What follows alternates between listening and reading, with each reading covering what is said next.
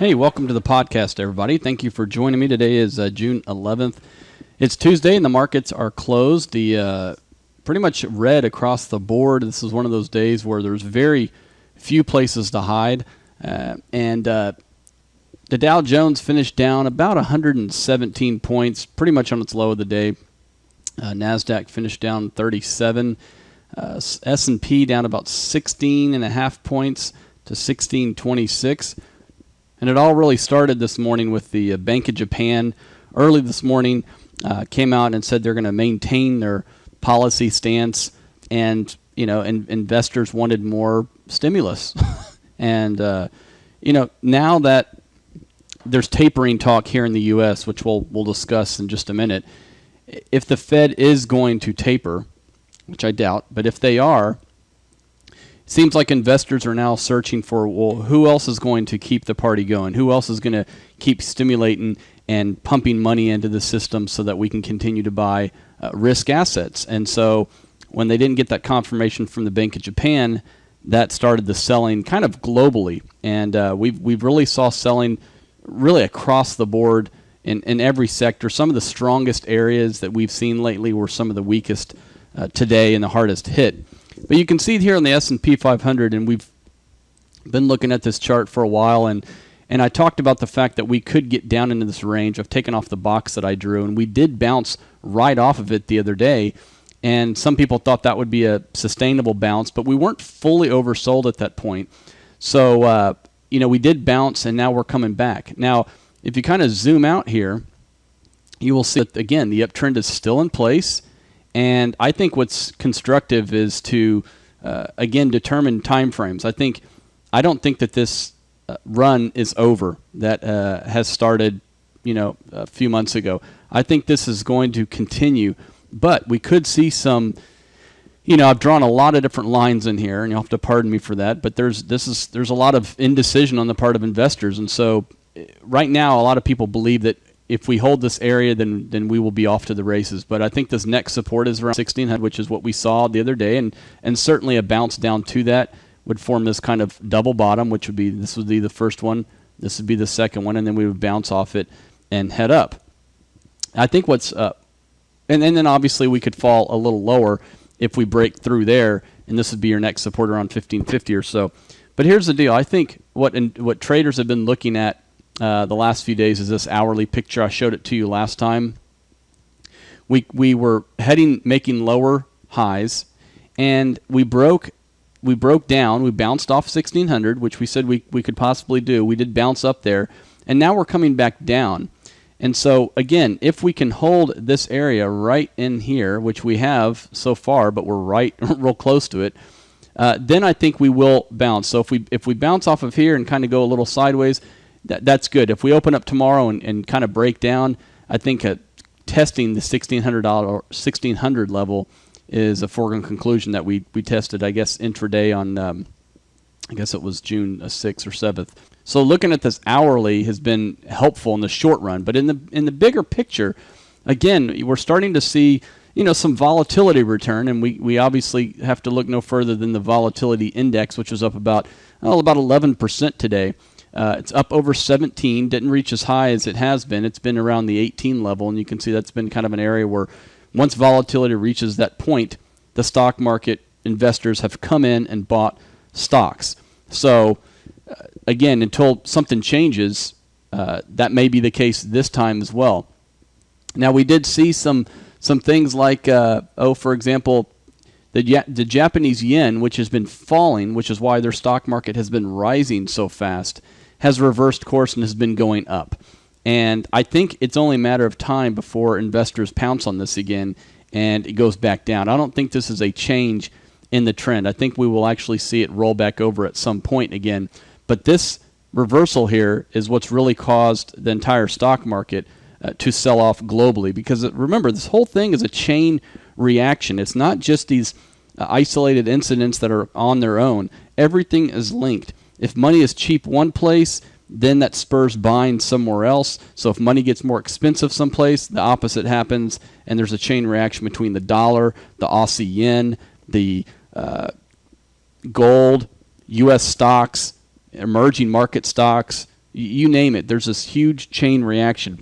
The difficult part is sometimes that chain reaction changes. In other words, sometimes interest rates and stocks can be moving the same direction. Sometimes it's opposite. Sometimes the dollar is correlated with gold, and sometimes it's not. And so that's what makes investing difficult. If it was always chain reaction, that was always A plus B equals C, we would know exactly what to do every single day.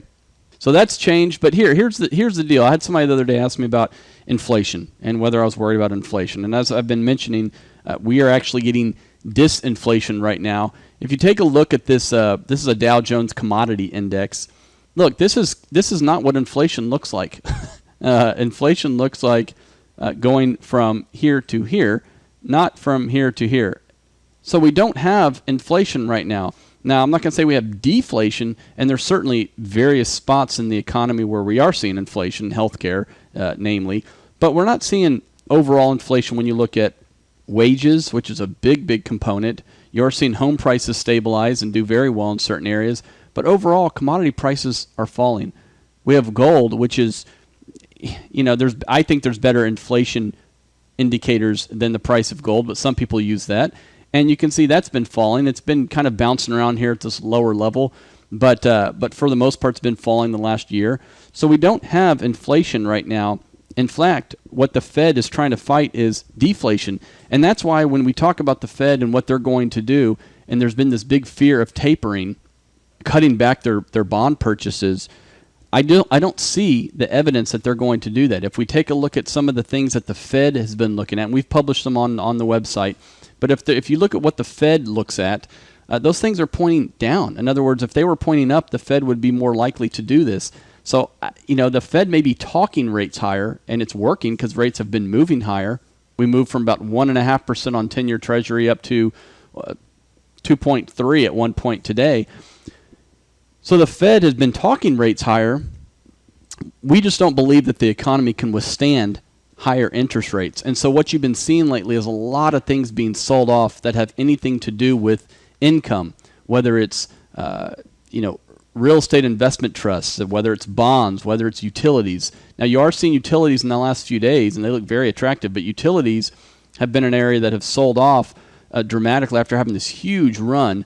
And they kind of bounced around the 50-day moving average, and they broke through that. Now they're bouncing off the 200-day moving average. But on a relative basis to the S&P, they're doing much better than they had been. And so in the last 3-4 days, they're starting to outperform the S&P 500. And this sell-off, I think utilities got ahead of themselves as far as valuation was concerned. These things sold off because people believe rates are going higher. I just don't believe that the Fed tapering, whether they announce something or not, is going to happen soon. I think what they may say is they may allude to it, saying that when the economy does X, Y, and Z, we will do it. I just don't think they're going to do it this year, and I could be wrong about that, but I'm not betting my life on it. But I do think that the economy can't withstand too much higher interest rates right now. Just look around what's going on globally. I mean, when you look at what's happening in China, when you look at what's happening in Brazil with the consumer there, and just our own economy. It's just while it's not necessarily horrible, it's certainly not growing at such a rapid rate that the Fed would start cutting back their purchases. Now, there is a possibility, I guess, they could come in and say, "Hey, we're going to drop it to $75 billion a month for the next year and see how it goes." Again, that would cause a stock market sell-off, I think, temporarily. But we have to look at the nominal number of $75 billion a month. It's still a huge number, and that would still be, I think things that are interest rate sensitive. I think things that are, whether they're REITs or the utilities or bonds or closed-end funds. I think those things are getting to a point right now where they've priced in these higher rates, and I think they're actually becoming a value. They were sold off dramatically, I think prematurely.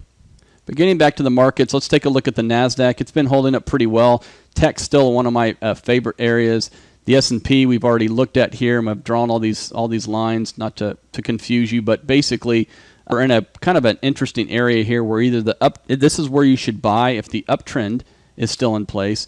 If it breaks this, then the uptrend's not in place anymore, but that doesn't mean that the run is over.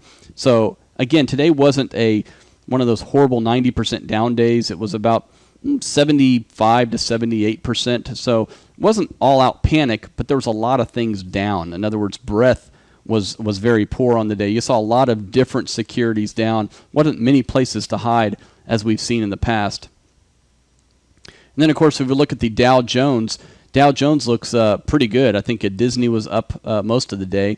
And so the Dow Jones is looking okay. Again, kind of the bigger blue chip type companies have been holding up a little better, at least today. And I think if we look at some specific sectors, these are the ones I really want to see leading. Semiconductors, and they had been. Semiconductors had been doing really well, reached a new high just a few days ago, and I really like the semiconductors right now. But we really need to see them take over leadership. Today they actually lagged. They were down almost 2%, while the stock market was down somewhere around, let's call it 1 to 1.25%. And then financials. That's another area I like, but you can see this little box I've drawn here. They've been working their way lower over the past few days. So again, if we can come back maybe down into this range right in here around $19 or so, kind of meets up with the 50-day moving average at the bottom end of this range. That would be another day or two pullback. Then perhaps we can see it break out, because the financials should be doing well right now, given that interest rates have been rising lately. So their spreads are wider. In other words, they borrow money from you, right? They pay you some interest. They go and lend it out at higher rates. Whatever that spread is, they make money. Well, with rates rising on longer-term bonds or longer-term rates, they actually have more profits.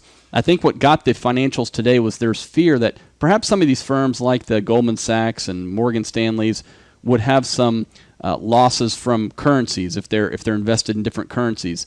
But we all know that most of these firms rarely lose money. I mean, these firms literally, some of them have these perfect trading records every month, kind of mysteriously, but that's the way it works. And so I don't know if that's going to be a big issue for them or not, but I do think financials and semiconductors are the two areas we really need to see leading, not lagging.